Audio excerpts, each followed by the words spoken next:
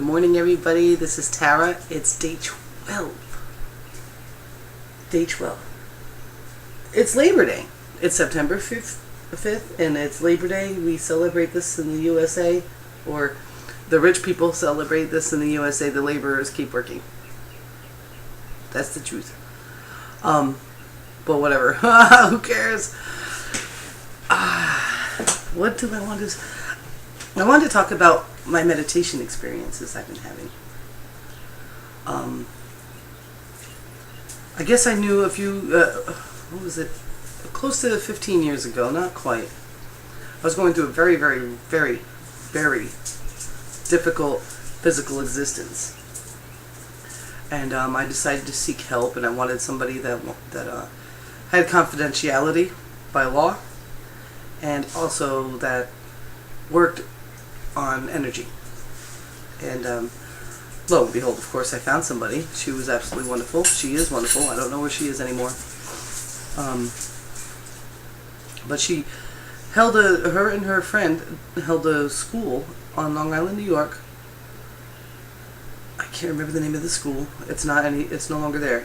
But anyway, they did things like Tai Chi classes and Qigong and Reiki workshops and things like that. And one of the partners, Joey, she was a therapist, and she also was a Qigong master. I'm going to let Lucy out. I'm going to keep talking. So, I decided to go to her because she had a nice relationship with my mother. My mother's a Reiki practitioner. I don't know how high level up. She's got a couple levels. And I used to take Tai Chi there, and so it was a very comfortable situation for the kind of situation I was in, that I needed to have this. Okay, so I'll give you the background of that. Anyway, so what I used to do is I used to go to her once a week, and my mother had to drive me because the energy work was so intense. For the first hour, I would tell her things, like a typical therapeutic session. The second hour, we would go into she had like a meditation room, and I would lie down, and she would perform Qigong on my head. And that was something I asked for. I said, I need you to perform Qigong on my head, because I had always grown up knowing, like I've told you in other videos about, how I had memories as an infant. I always knew, and I fought it very, very hard. I fought it hard with everything. I felt so alone all of my life, and it came to a head. It came to a really big, fat, giant pimple head when I was about 25 years old. And so this was important that my head got worked on, because I needed to release my loneliness. It took years for me to do that. Actually, I feel like I've just done it. It's been a little while though, but while she would work on my head, I all the time saw the light. People have seen a light. Some people need a near-death experience for it. I don't know if any of you have. It's very intense, and you know what it is you saw. It's like a giant burst, like a sunrise, but fast, that comes out from the center of your brain. And it's like an explosion, nuclear. It's huge. And if your eyes are open, you won't be able to see. Like somebody flashing a camera right in your face. It's one of those old-fashioned. I keep making these cool sounds. Anyway, so I always knew that I had this capability of getting kind of really connected, and that was my first meditational type of experience where I was shown it. And then through the years after that, I still worked pretty hard at keeping that down, because it was so intense and it's so alone, and there's no one to talk to about it. There's people look at you like you're crazy, and okay, so I just let it go, and I'll just keep drinking every night in the bar, and keep snorting the coke, and just eventually you don't feel anything. So recently, just because of this 30-day manifestation, and I realized all these preparations that I really need to be at in order to really see where it is I want to be, like the introducing the yoga, clearing the house, and you know, I no longer go to the bar every night, and I no longer snort cocaine. So I certainly, what else am I doing to block myself? And I noticed that the clutter was definitely doing it, and the not really enjoying the yoga that I know I enjoy and that really feels vortexy.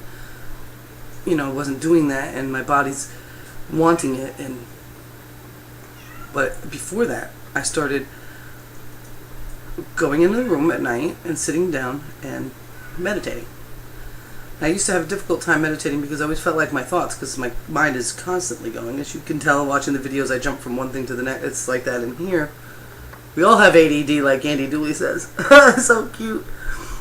And this time I decided to listen to Abraham and just take it easy on myself. And go ahead and focus on my breath and work on clearing the mind, but not in a work kind of way. And when a thought comes up now, I'll think about it, and what I've noticed is my face automatically smiles, and then I just kind of let it go, and I go back to my breath, and it comes less, and anything I'm thinking about usually is a happy thought. And if it's not, then I'm smiling because I know that it's just me trying to get in my way.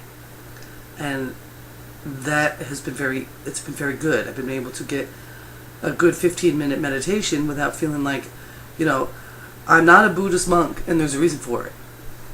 And I don't need to meditate like a Buddhist monk. I need to meditate like I meditate. And all that allowing that I need to do, and all that the truth of me I need to experience. I have to stop projecting the way somebody else does it. Like, it's a beautiful thing to read Pema Chandran. It's a beautiful thing to listen to the bells. It's a beautiful thing to hear chants. But that doesn't mean that I'm in the same place. It just means that I'm accepting the joy of it. So, meditation has been very good. Extremely good. I've been meditating in your basic cross-legged, kind of place. And what I first started noticing was I meditated one night with my eyes open, and I usually don't. And this was, I guess, the first profound thing that was happening outside the chills, but I get those anyway. I was staring at my crystal ball in front of me. I was using that as a focal point, and I started to see, like, almost like, when you focus on something, your eyes cross and you get kind of fuzzy, or when your eyes are dry and they get kind of cloudy. This was not what I saw, because at first I was like, this is what I'm seeing. And then I consciously tell myself, relax and look. Don't be afraid. Just look. And what I was seeing was, it was almost as if there was cigarette smoke, but not quite the same spindly thing like the cigarette smoke does. More of like a column of fog that was moving across my vision. Oh, I smiled then. I was like, okay, I see. Alright. And I just meditated and watched this column of smoke move in front of my face. Almost like a ghostly thing. And I enjoyed that. And so then I was done with my meditation. Everything was fine. The next major experience I had was I was hearing bells. The really deep, beautiful bells. Try to remember the name of it. I think it's the End of Suffering by Thach or Thich. Yeah, The End of Suffering. But like those kind of bells, like I was hearing boom. It's Thich. And so that's fine, and I like that, and it gives me chills, and it sets my wound, my truth indicator now, off, and I just smile, and I get deeper and deeper and deeper. Well, then last night, I decided that I found the most comfortable way for me to meditate is to there's a deity named Tara, and she's pretty wonderful. You can go ahead and check her out. I've got pictures of her. I've got a tattoo of her.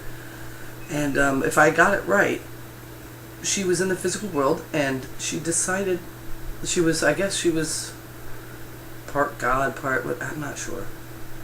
But she's the one that helps people cross. She's a good fortune. She helps you cross, like a river. It's a water thing, and there's a lot to learn about it. But in basicness, she decided to stay with us to help us cross. And so I really resonate with her because her name is Tara, and Taras are so awesome. So I looked at I have a statue of her, and I decided I'm going to meditate like Tara. And I've got a very loose cross-legged thing. She has a very loose cross-legged thing. Her right leg is like it's not yogi looking. It's extended out in front of her, which is very comfortable for me. And her right hand is down, and she has her hand like this on her knee, and her left hand is like this. Now, I find that I can keep my posture much better. I just find it just really resonates with me, and I get to the point where I don't feel my fingers touching anymore. And sometimes I will go ahead and put the crystal ball right in here, because I notice on some of the statues I've seen online and so forth that she's got gems in her hand. And I have another crystal that's a diamond shape I've showed you before, and I put it in this hand, and it really flows. And so last night I decided that I was going to take really super deep breaths, and when I let it out I was going to do a really low humming om, like,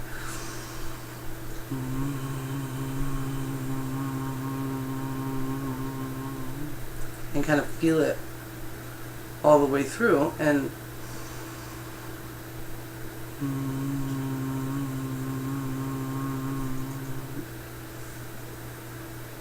so I was loving that, and I was enjoying my little meditation. I'm laughing to myself. My children must be hysterical laughing at me in here, but it doesn't matter to me. And I think that's joyous. If it does make them laugh, then I'm helping them get into the vortex, and how awesome that is. And I'm thinking about all this awesome stuff, and then I'm letting it go, and everything's wonderful. And I notice something. I'm like, what the heck is that? So I get quiet, and I'm able to, I learned this because of Joey, I'm able to be on different levels of consciousness, and like purposefully go up a little bit to come closer to my physical world. So I'm like, I can't figure out what it is I'm hearing. I'm hearing something. So I bring myself up a couple levels to, and then I can't make a difference between what's going on in the physical world and what's going on in my ears. So I bring myself up so I can separate sounds. So I separate the sound of the fan, and it's not the same. I listen to the outside. For some reason, and it's probably because of my truther self, I hear helicopters no matter where they are. I always know they're coming. I know what direction they're coming from when I see a helicopter. I don't like helicopters. So I'm listening, maybe I'm listening to planes or helicopters, and it's not. Is it thunder? It's not. And then I go out to the room in my consciousness and listen to the refrigerator. You can hear it right now. And it's not. And then I still hear the sound, and it's not. And it is. And I got real happy, and I smiled, and I'm like, let me go ahead and sing with it again. I don't know what. Well, sure I do. I'm not going to lie to you. I feel I was resonating with the entire universe, and it was oming back to me. Oming with me. There was no shake in the ground, so I don't know if it was Gaia herself, or I think it was just everything. Oh my gosh. I am enjoying meditation, let me tell you something.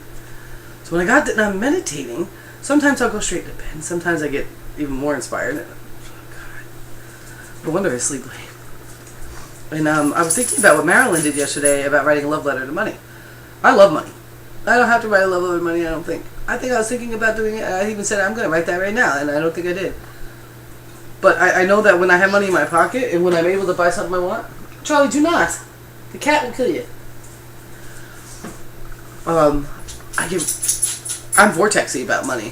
When I get, and I'm losing the part that I was anxious about it. So I'm getting into a good relationship already. I feel like this 11 days, or 12 days, it's ridiculous how fast it's moving now. I love it. So I decided to write a thank you note. And I went into my drawer and I got out my thank you cards. Oh my gosh, the sun. Okay, there you go. And this is a pretty nice thank you card. And I send this to people sometimes. And on the top I made a swirl. And the swirl is a clockwise increasing swirl. But initially the note I wrote there is in the black. And I wrote, I am deeply grateful for all you do for me. Thank you so much for my well-being, my never-ending wealth, my beautiful, deeply profound relationships, my past, my now, my future. Thank you for giving me beauty and strength. Thank you for giving me deep understanding, wisdom, and joy. Thank you for providing me with all the things I want. Thank you for infusing this physical life with infinite spiritual and material abundance. Thank you for this everlasting happiness. Om Tara.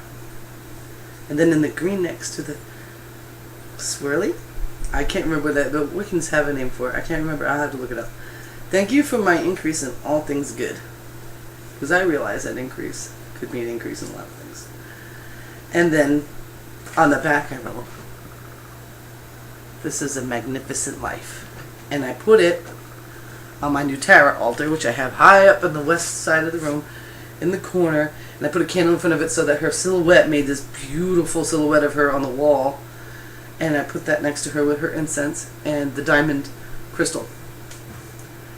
And boy, I felt good. Oh my gosh. I just gotta say that if you're not meditating yet, give it a shot. Don't set any boundaries on yourself about it. Don't get upset about anything. Don't get uncomfortable. If it hurts, sometimes our posture is not so good. I have to call you back. I'm going to tell her. Hello? I'm making a video right now and you're in it. I answered the phone. I answered the phone.